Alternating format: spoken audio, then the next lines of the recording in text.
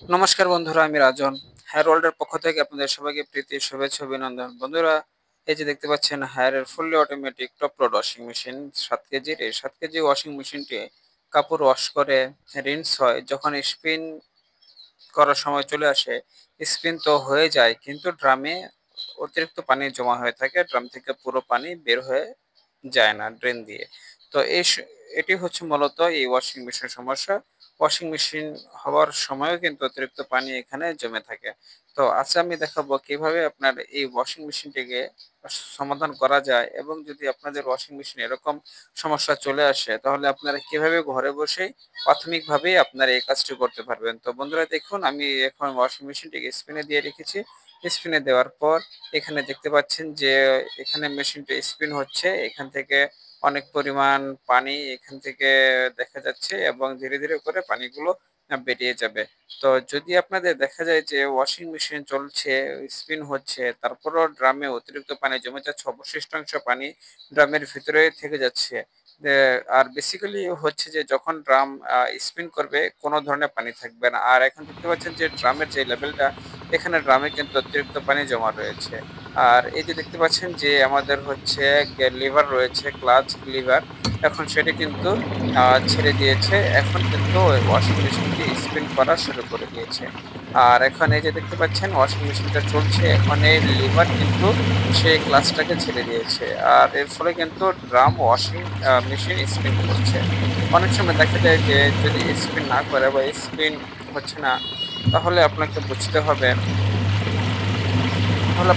হবে এই যে এখানে একটি ড্রেন মোটর রয়েছে, শাফট রয়েছে, ড্রেন মোটর যদি এখানে খারাপ হয়ে যায়, ড্রেন মোটর যদি পুরোপুরি পানি না টানতে পারে, সেক্ষেত্রে কিন্তু এ ধরনের একটা সমস্যা চলে আসে।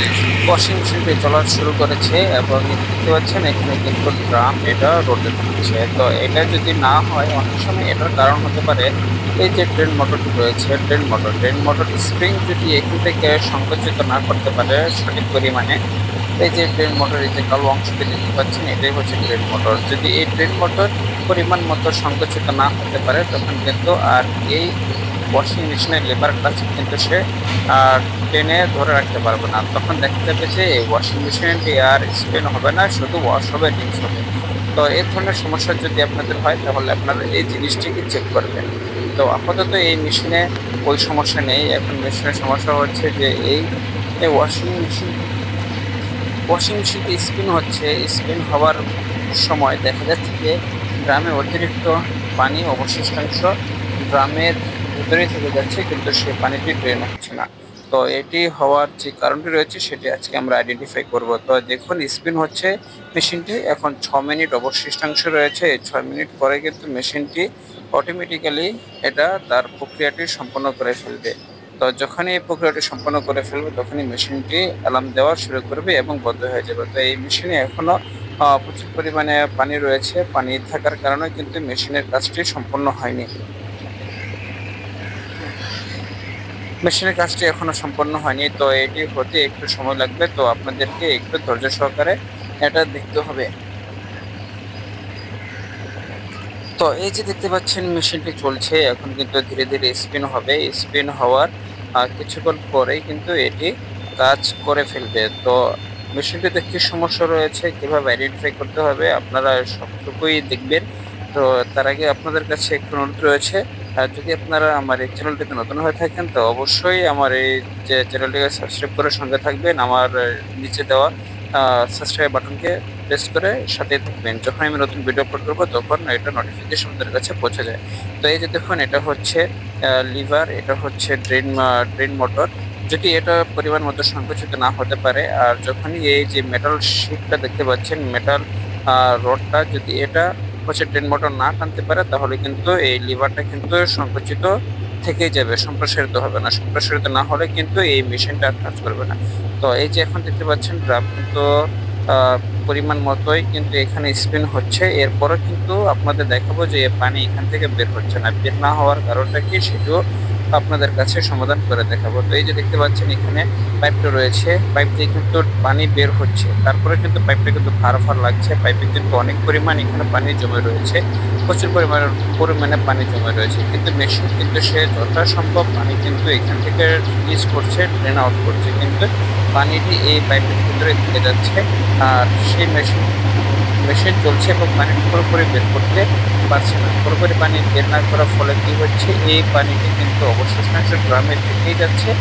আর একটু সময় দেখা যাচ্ছে যে মেশিন উল্টাপাল্টা এরর দেওয়া শুরু করছে, অথবা যখন স্পিন প্রোগ্রাম ট্যাঙ্ক শেষ হয়ে যাচ্ছে, অটোমেটিক্যালি কিন্তু ড্রামে পানি জমিয়ে দিচ্ছে। তো এটা কি কারণে হচ্ছে আমি আপনাদের একটু পরে দেখাবো।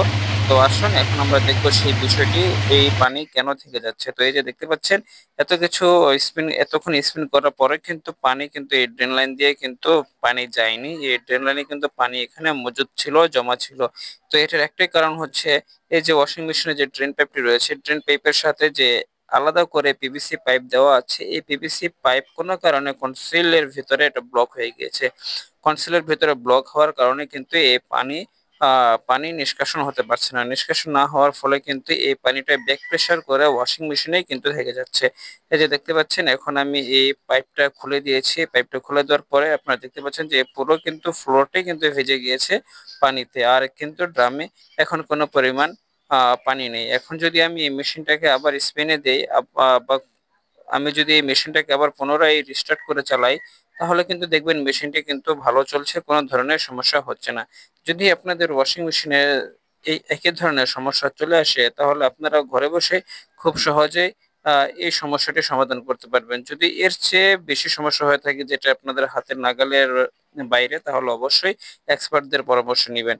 তো এই যে দেখুন মেশিনটা কিন্তু 2 মিনিট ছিল, 2 মিনিটে আমি এটাকে অন অফ করে আবার পুনরায় চালু করেছি। এখন কিন্তু এই মেশিন কিন্তু ওয়াশ প্রোগ্রামে চলছে, আর কিন্তু এখানে কোনো মেশিনে সমস্যা নেই। এটা কিন্তু যথাসম্ভব পানি নিচ্ছে এবং হচ্ছে পানি বের করছে। এই যে দেখুন মেশিনটা, মেশিনের ড্রাম এটা রোটেট হচ্ছে এবং ওয়াশ করছে। আবার এটাকে আমি স্টার্ট করে দিয়েছি, এরপর দেখবেন যে মেশিনটি সম্পূর্ণ এটা ওকে হয়ে গিয়েছে। তো বন্ধুরা, যদি আপনাদের ওয়াশিং মেশিনে এরকম কোনো ধরনের সমস্যা চলে আসে, তাহলে আপনারা অবশ্যই ঘরে বসে এটা সমাধান করতে পারবেন। আর যদি ভিডিওটি ভালো লেগে থাকে, অবশ্যই আমার চ্যানেলটিকে সাবস্ক্রাইব করে আমার সাথেই থাকবেন।